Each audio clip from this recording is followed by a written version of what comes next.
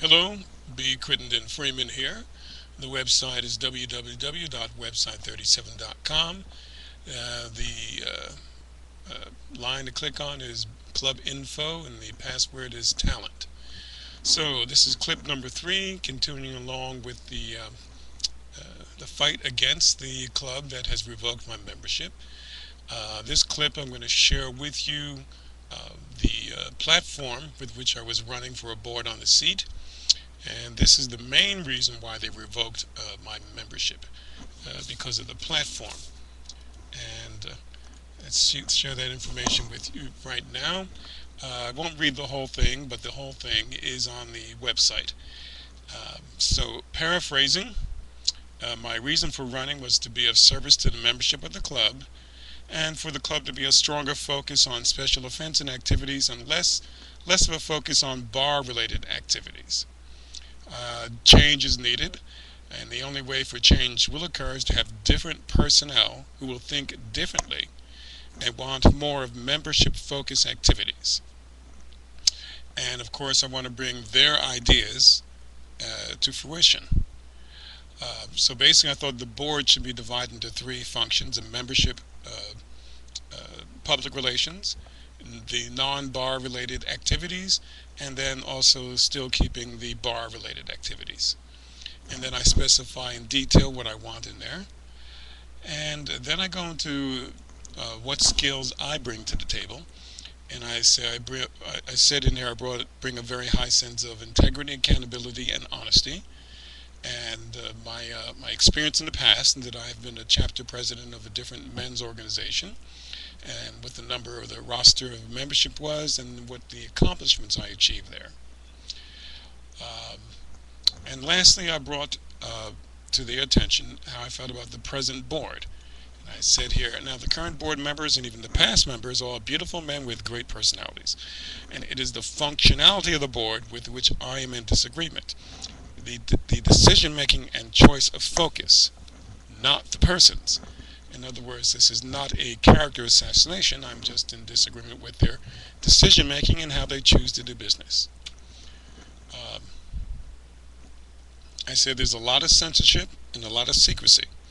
They have complete control over, for example, listservs, and that every single message has to be moderated.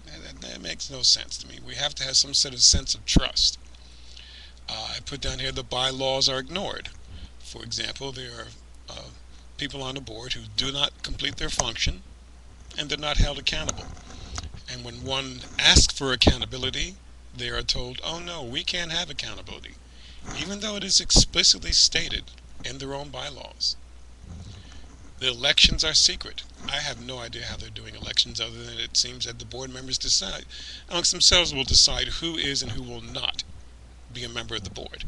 Again, that is completely contrary to the bylaws of the club, and they are not held accountable for breaking those bylaws. I put down here the minutes are hidden. They're supposed to be on the website, their website. They were in the past. They're not now. When I asked to see minutes of the past meetings, it was also when I was told my membership was revoked. Board members do not attend regularly. You understand what that means. They ignore the membership.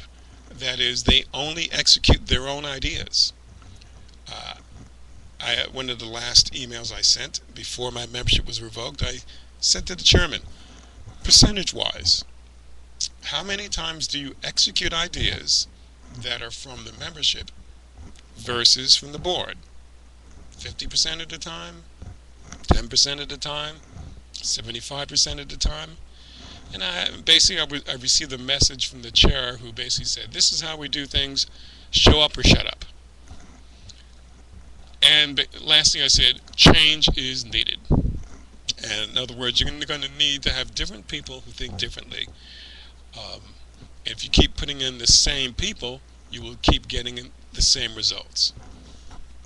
And then, of course, I received the message of your membership has been revoked, and I asked for the minutes of that meeting, and I was told, and again, this is on the website, I was told, and I'll read this, you are not entitled to the minutes of the meeting because you are no longer a member. once the petition is finalized, and if you are reinstated, you can then view the minutes.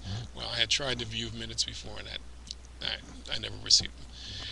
We, the board, are not obligated to provide our minutes to non-members. I will advise you soon on the total number of members and provide you with the cost breakdown for the petition, which will be your expense only. Now, I never got that in. Anyway.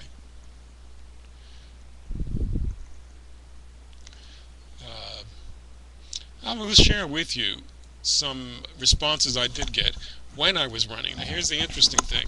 When I wanted to run for a board, I asked, well, how do I campaign? What's the best method for campaigning?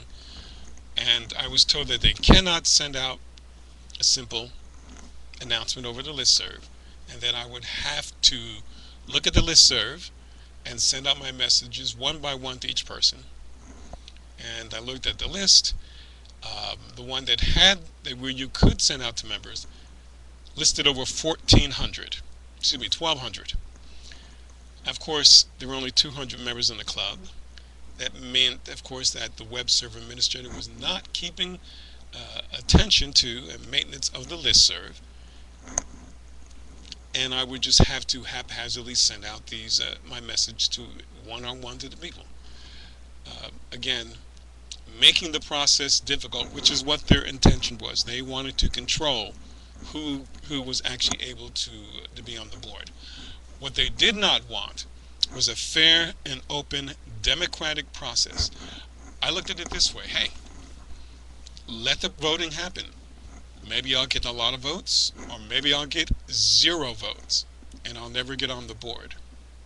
But the American way is to have a fair, open, democratic voting process. This is what people have fought for, and this is what people have died for. Martin Luther King and others. This is what they have fought for. Fair and open democratic process. This is why we had so many civil rights. This is why there were so many marches.